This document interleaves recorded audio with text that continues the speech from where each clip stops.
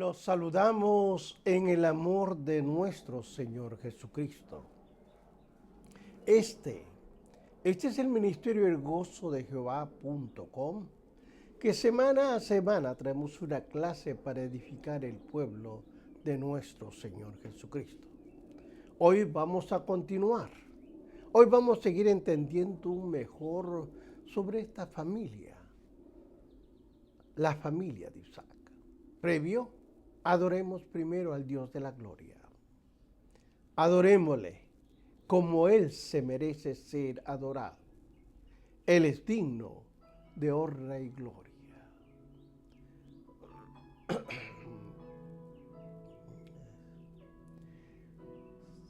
Sí, Señor. Aunque mis ojos no te puedan ver, te puedo sentir. Sé que estás aquí. Aunque mis manos no pueden tocar tu rostro, Señor. Sé que estás aquí.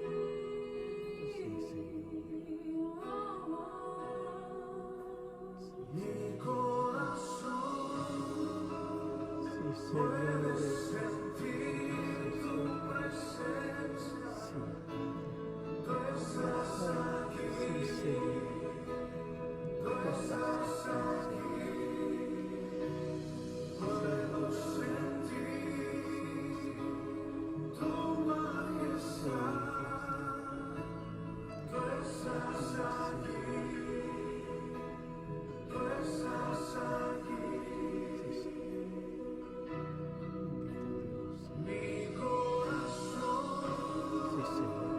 puede mirar tu hermosura. Tú estás aquí. Tú estás aquí.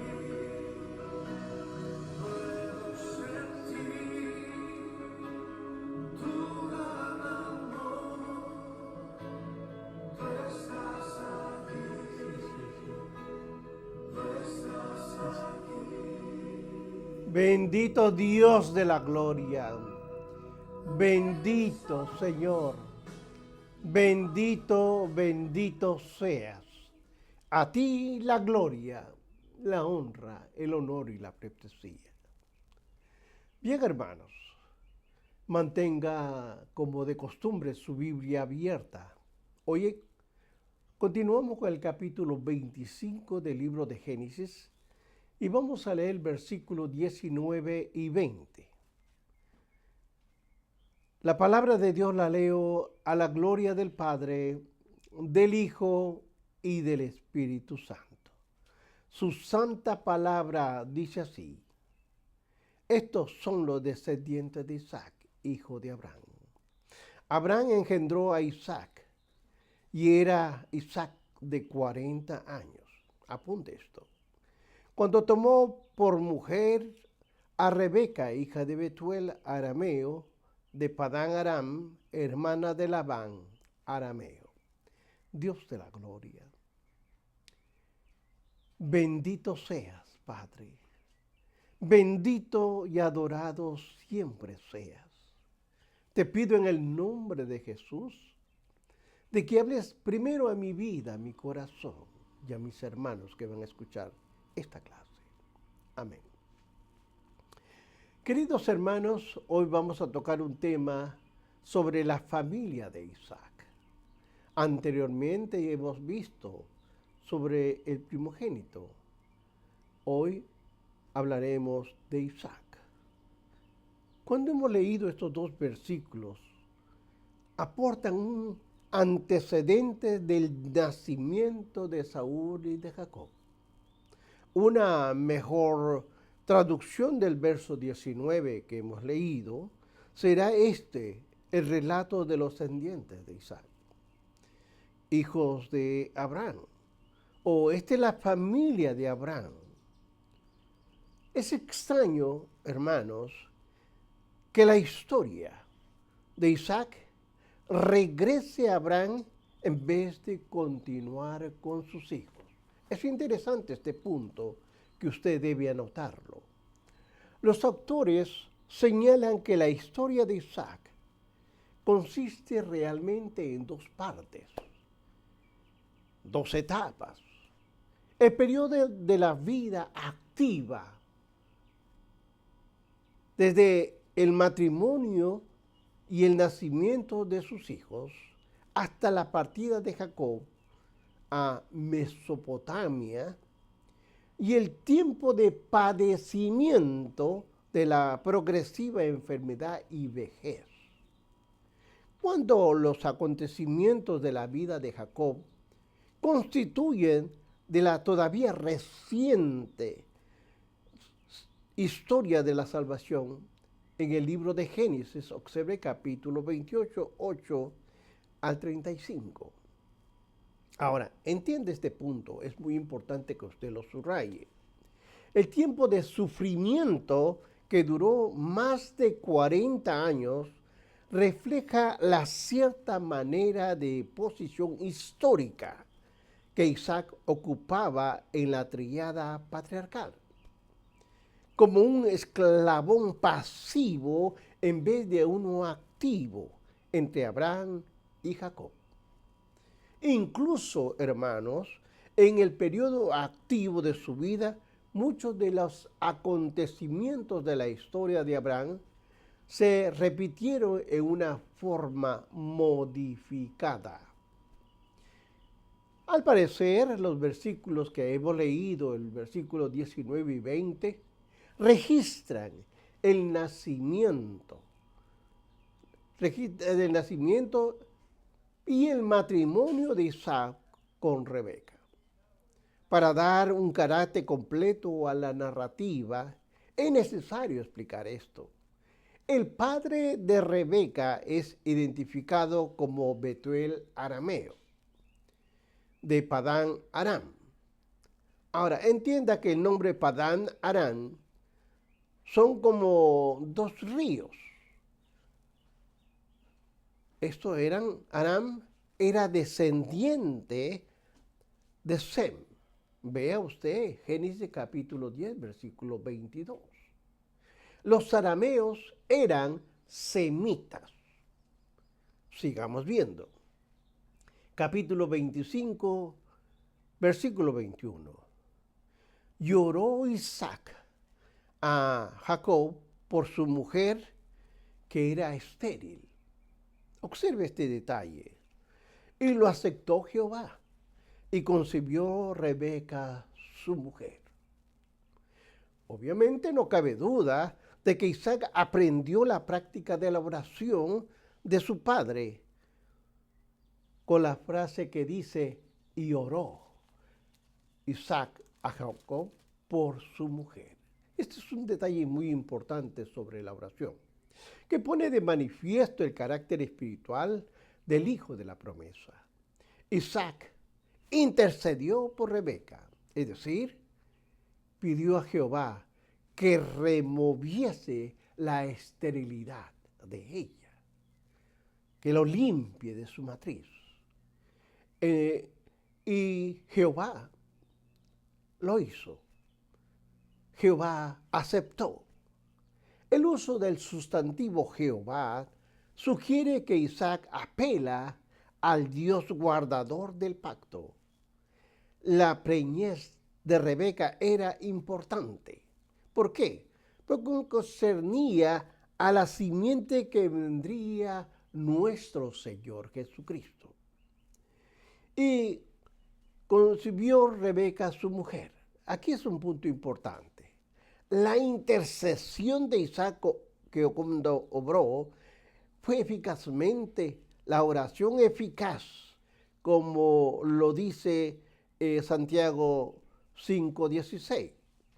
La oración eficaz del justo puede mucho. Ahora entienda esto, hermano. Como lo había hecho el padre Abraham, Isaac intercedió fervientemente por Rebeca, de acuerdo a lo que nos habla Génesis capítulo 15, 2 y también el capítulo 20, 17. Isaac intercedió fervientemente. Ahora, esta oración es siempre un medio determinante y Dios lo determinó por medio como un instrumento para obtener las bendiciones que Él ha preparado de antemano. Ahora, hermanos, es importante resaltar que mientras Isaac y Rebeca sufrían durante 20 años de esterilidad y reproche, Ismael, por su lado, florecía engendrando una docena de hijos o príncipes. Isaac, el hijo de la promesa, tenía que aprender la gracia de la paciencia. Es importante tener paciencia. Eso es un recordatorio de las demoras de Dios en la realización de sus bendiciones, que no constituyen necesariamente negaciones. Usted a veces le ha pedido a Dios algo fervientemente y Dios no se lo da inmediatamente. Dios quiere que usted lo espere pacientemente y en su tiempo de Él va a contestar. Ahora veamos el capítulo 25, versículo 22. Y los hijos luchaban dentro de ella. Y dijo, si es así, ¿para qué vivo yo? Y fue a consultar a Jehová. Observe que Rebeca fue a consultar a Jehová. El verbo que luchaban sugiere una especie de conmoción interna. Imagínese usted una mujer, una lucha violenta en su vientre. Era como dos criaturas aún nacidas, no han nacido, que estuvieran atacándose dentro del vientre materno. Rebeca estaba muy consternada por la lucha de estas dos criaturas. Y creía que quizás aquello era una señal de presagio maligno. Eso es lo que pensaba ella. Rebeca dijo, si es así, ¿para qué vivo yo? Esta frase realmente es difícil de desentrañar. Probablemente el sentido es algo así si se ha concebido. Entonces, ¿cuál es el sentido de estas sensaciones tan extrañas? Otros le dan otra interpretación. Si esta es la clase de sufrimiento que produce el embarazo, entonces, ¿por qué procuro concebir un hijo? Había muchas preguntas que tal vez uno quería preguntarse. Algunos, sin embargo, piensan que Rebeca está preguntando para seguir viviendo. Cualquiera, hermanos, que haya sido los pensamientos de Rebeca, no impidió acudirse a la fuente de la verdad. Es interesante este punto para ayudarla a entender el porqué de la lucha de las criaturas que llevaba en su vientre. El Señor respondió de esta manera. Vea usted el capítulo 25, versículo 23. Ahí responde Jehová. 2 naciones hay dentro de tu seno, y 2 pueblos serán divididos desde sus entrañas. Un pueblo será más fuerte que el otro pueblo, y el mayor, observe bien, y el mayor servirá al menor. Ahora bien, las 2 criaturas que luchaban en el vientre de Rebeca serían 2 progenitores de 2 naciones y 2 pueblos. Uno de ellos sería más fuerte que el otro, obviamente. La Biblia dice, literalmente, y el pueblo será más fuerte que el pueblo. De manera sorprendente, hermanos, la última cláusula señala contrario a la costumbre del Oriente Antiguo, que es el mayor servirá al menor. En este caso, Dios está demandando que el mayor a él sea quien ayude al menor. Esa era una determinación de la voluntad soberana de Dios. Ahora, Esaú, el mayor, serviría a Jacob, el menor. En el desarrollo de esta historia ha quedado totalmente claro que Jacob, el menor, prevalece y prevalecerá sobre Esaú, el mayor, en cumplimiento estricto del decreto soberano de Dios. El resultado de la profecía es registrada en Génesis capítulo 25, del versículo 22 al 26. La lucha, como se describe, es el resultado de la presencia de mellizos en el vientre de Rebeca. Veamos 25, versículo 24 al 26. Cuando se cumplieron los días para dar a luz, he aquí que habían gemelos en su vientre. Y salió el primero rubio y era todo velludo como una pelliza, y llamaron su nombre Esaú. Después salió su hermano trabado su mano del calcañar de Esaú, y fue llamado su nombre Jacob. Y era Isaac, recuerde, para ese entonces, 60 años cuando ella dio a luz. Ahora, estos versículos que estamos viendo describen el alumbramiento de Rebeca. Esaú, obviamente, salió primero. Tiene un aspecto rojizo, velludo, según la interpretación rabídica. Este aspecto presagia que sería un hombre violento, derramador de sangre. Todo el cuerpo de Saúl parecía estar cubierto con un abrigo velludo. La inusual cantidad de pelo que cubría el cuerpo de Saúl había hecho pensar a algunos que poseería un vigor sexual excesivo y una personalidad violenta. Pero la etimología del nombre Esaú es algo incierta. Es posible, hermanos, que la raíz de dicho sustantivo sea sair, es decir, velloso. El segundo en salir fue Jacob. Al salir, su mano estaba trabada del calcañar de Esaú, y por ello recibió su nombre, el que toma por calcañar. Vea usted el libro de Oseas, capítulo 12, versículo 3, que significa suplantador, que significa engañador, y el que significa el más listo. Sigamos viendo la Biblia. No cierre su Biblia.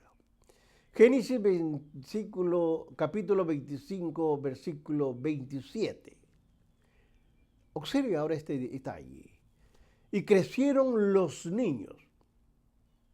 Esaú, él fue diestro, un hombre de casa, hombre de campo, pero Jacob era varón quieto que habitaba en las tiendas, es decir, habitaba en casa. Esaú y Jacob tenían personalidades totalmente diferentes. Esaú era tan opuesto como llegaría a ser las naciones que saldrían de ellos. Esaú era experto cazador. Le gustaba la vida al aire libre.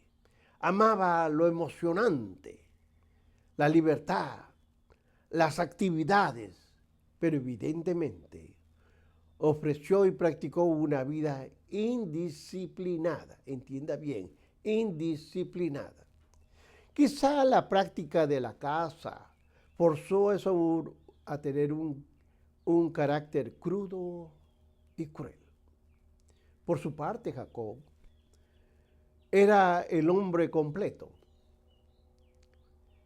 El vocablo quieto sugiere que este contexto, que Jacob cumplió los requisitos de su llamamiento, que en su caso significaba cuidar, pastorear, ganado y el rebaño, así como las cuestiones del hogar. Jacob Según el texto, era un hombre quieto, es decir, como los que habitan en las tiendas, en contraste con la vida que llevaba su hermano Esaú. Jacob prefería la vida nómada, apacible, tranquila. En este sentido, era un hombre maduro y era un hombre carnal como Esaú. En Génesis 25:18, continuamos, llamó Isaac a Esaú, porque comía de la casa que él hacía. Amaba a Esaú porque le agradaba comer de Saúl su casa. Al parecer, entre las características de Isaac, que realmente muchos eran buenas, había una que era negativa. Isaac era glotón. Porque siempre aparece comiendo, siempre. Isaac se deleitaba comiendo lo que Esaú cazaba en el campo. Por su parte, Rebeca prefería a Jacob. Hay aquí un buen ejemplo, hermanos, para usted y para mí, del conflicto y la tragedia que surge con frecuencia entre los padres que dan a un hijo un trato preferencial por encima del otro hijo. Tenga cuidado. Isaac era parcial con Esaú, pero la ridícula razón que le gustaba comer de la casa provista por Esaú. Pero también es posible, hermanos, que hubiese algo más que eso. Seguramente Rebeca, como se ve más adelante, podía prepararle a su esposo el cordero o el venado, o tal vez a Isaac que fuera algo para diferenciarlo, para que estos hermanos no cocinaran de una manera y de otra manera, pero no se habla mucho de Rebeca. Al padre le gustaba cómo comía, cómo cocía el ganado. Sin embargo, no apreciaba lo que hacía Jacob. Rebeca, por su parte, amaba a Jacob, obviamente. La razón de ello yacía que en el lugar espiritual. Y vaya tomando atención. Estaba hablando de la parte espiritual que Jacob ocupaba en los planes de Dios. Rebeca originalmente había hecho su suerte con Isaac.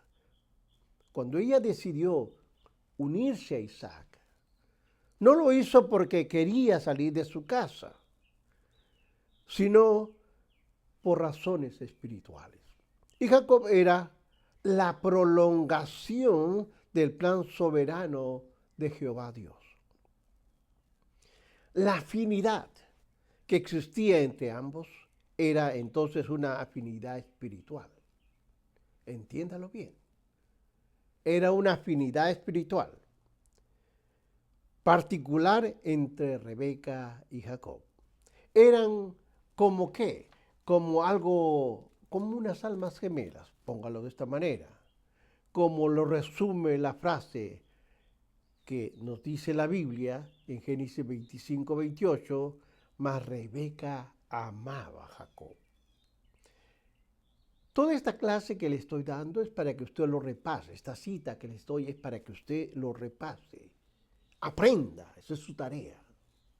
Veamos ahora cómo Esaú vende su progenitura en el capítulo 25, versículo 29 al 34. La progenitura era el derecho de naturaleza, le pertenecía al primogénito de la familia. Cuando había más de una esposa, y esto entienda bien, cuando había más de una esposa, el primogénito era el hijo nacido primero entre las dos esposas. Ahora me pregunto, Ismael nació primero, Isaac después. Al parecer, no importaba si la madre era una esposa o una concubina. Aquí no había diferencia. En el caso de Ismael que estoy hablando, Probablemente era por la protesta que hacía Sara, de acuerdo a lo que nos habla Génesis capítulo 21, versículo 10. Influyó en que el derecho de la progenitura fuera dada a Isaac. Dicho esto, entienda ahora, uno de los privilegios del primogénito es que recibiría una doble porción de la herencia del padre. Además, si el padre moría, el primogénito tomaba la dirección de la casa como cabeza de familia.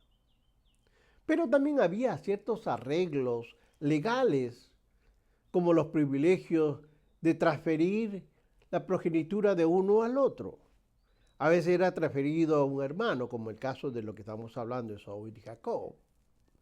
Pero había casos cuando se transfería a otro que no era hermano, pero que había sido adoptado como hermano. Estos detalles es importante entenderlos de acuerdo a aquellos tiempos.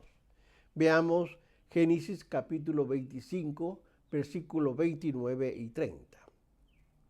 Y quiso Jacob un potaje, y volviendo Esaú del campo, cansado, dijo a Jacob: te ruego que me des de comer ese guiso rojo, pues estoy muy cansado.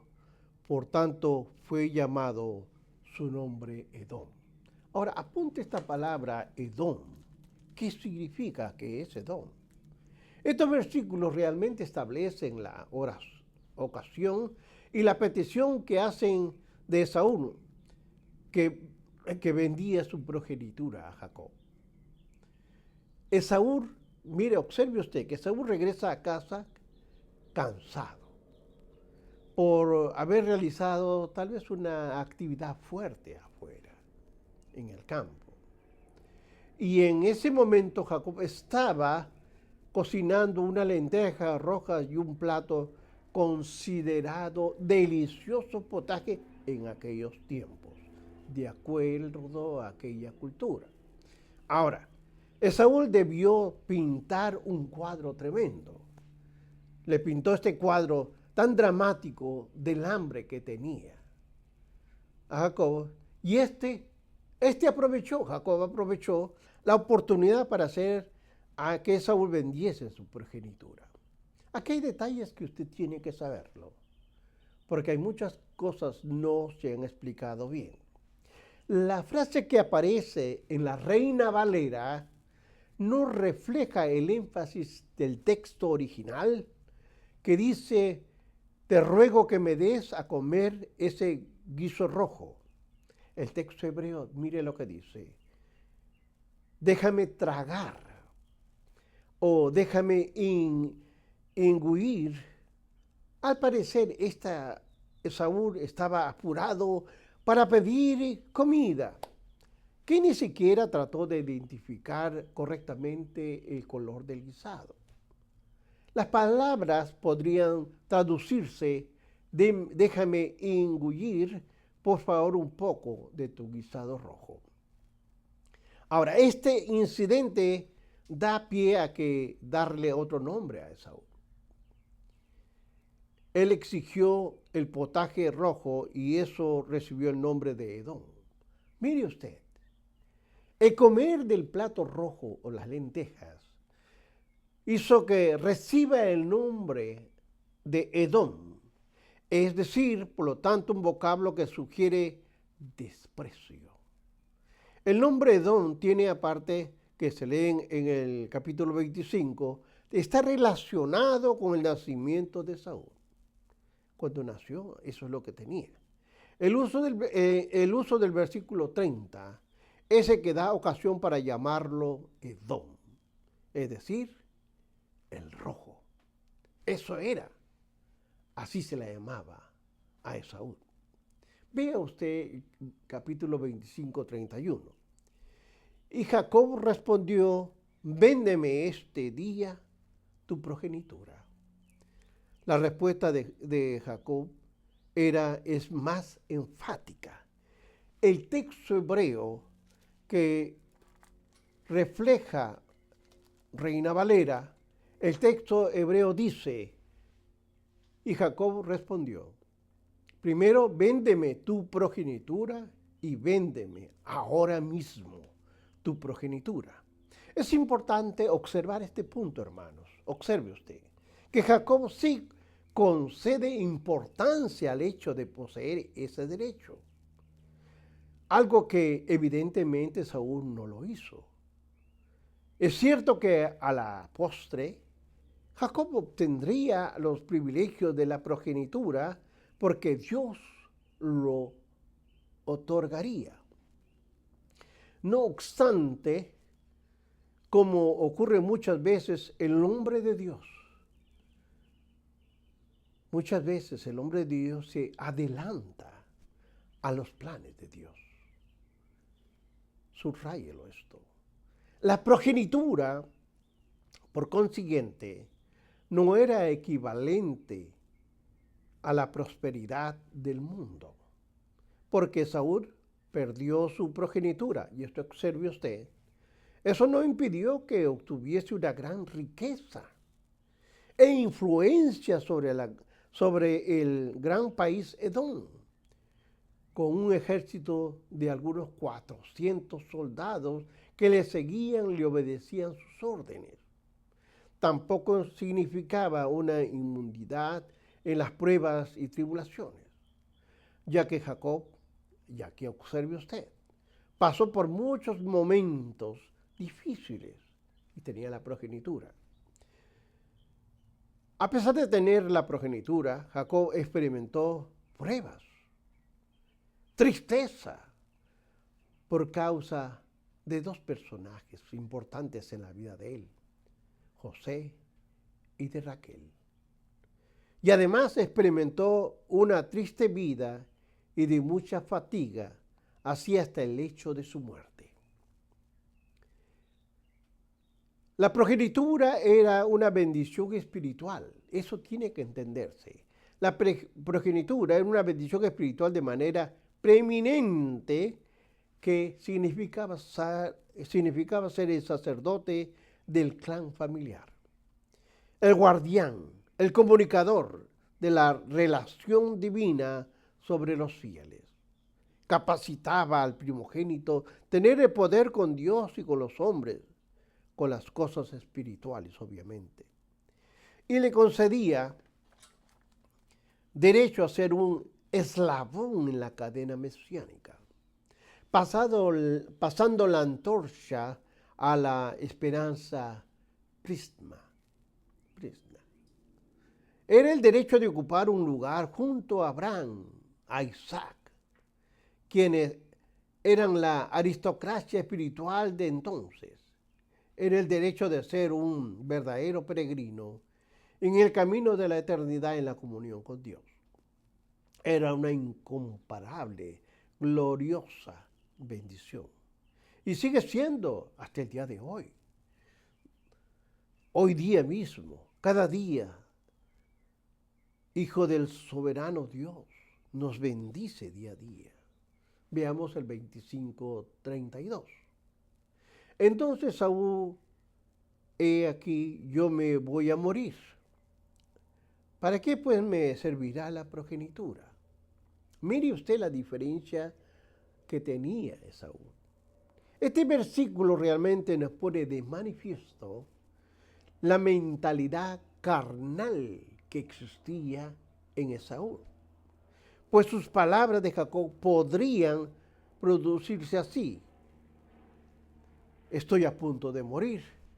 ¿De qué me aprovecha tener la progenitura?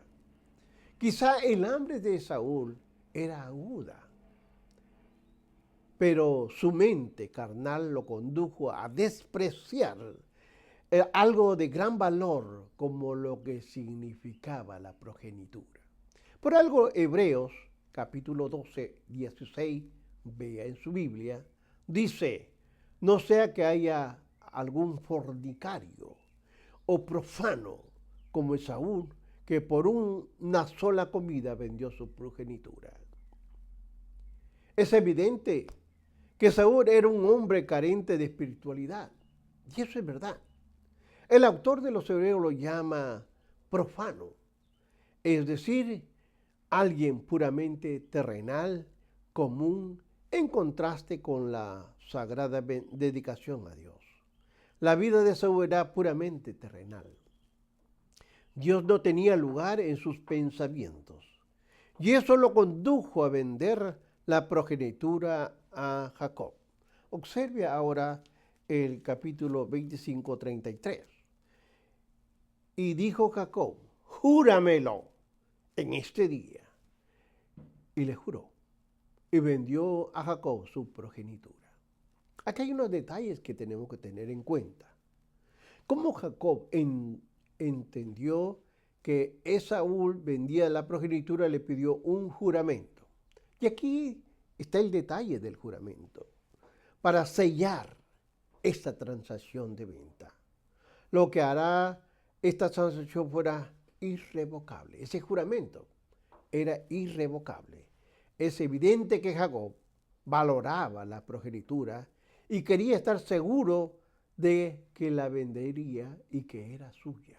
Ahora, y él juró y vendió a Jacob su progenitura.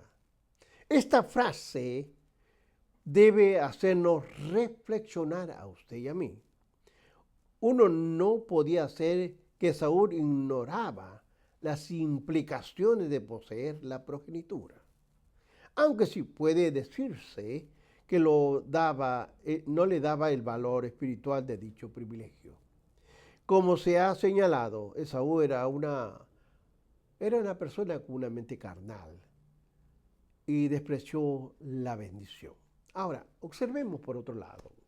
Moisés resume de manera escueta lo ocurrido en aquel día en el libro de Génesis 25:34. Tuvo un intercambio. Esaú renunció a su progenitura y se la entregó a Jacob mediante un juramento irrevocable.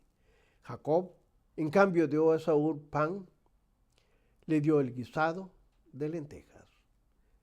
Pero en este punto, observe esto, subráyelo en su Biblia. Obsérvese que los 4 verbos que señalan la actitud de Saúl fue comió, bebió, se levantó y se fue. Después de haber saciado su hambre, Esaú se marchó con indiferencia. Así menospreció Esaú la progenitura. El menosprecio de la progenitura era equivalente a rechazar las bendiciones de Dios que resultan en su gracia soberana. Voy terminando, hermanos. En conclusión, la oración final de este capítulo expresa la evaluación de la acción de Esaú. El hombre que amaba la vida al aire libre y la caza. Es sorprendente que con frecuencia algunos consideran que Jacob era culpable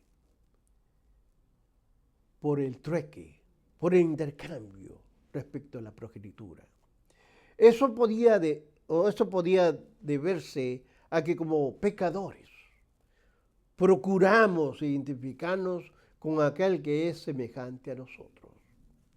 La palabra de Dios, sin embargo, no aporta ni una sola palabra o sugerencia de condenación a Jacob por ese incidente, pero sí hay una clara condenación a Esaú. Hebreos, y con esto termino, Hebreos capítulo 12, versículos 16 y 17 dice, no sea que haya algún fornicario profano, como Esaú, que por una sola comida vendió su progenitura. Porque ya sabéis que aún después deseaba heredar la bendición. Fue rechazado y no hubo oportunidad para el arrepentimiento, aunque lo procuró con lágrimas. Hermanos, esto debe hacernos reflexionar. Esto debe hacernos reflexionar en estos tiempos. Bendiciones.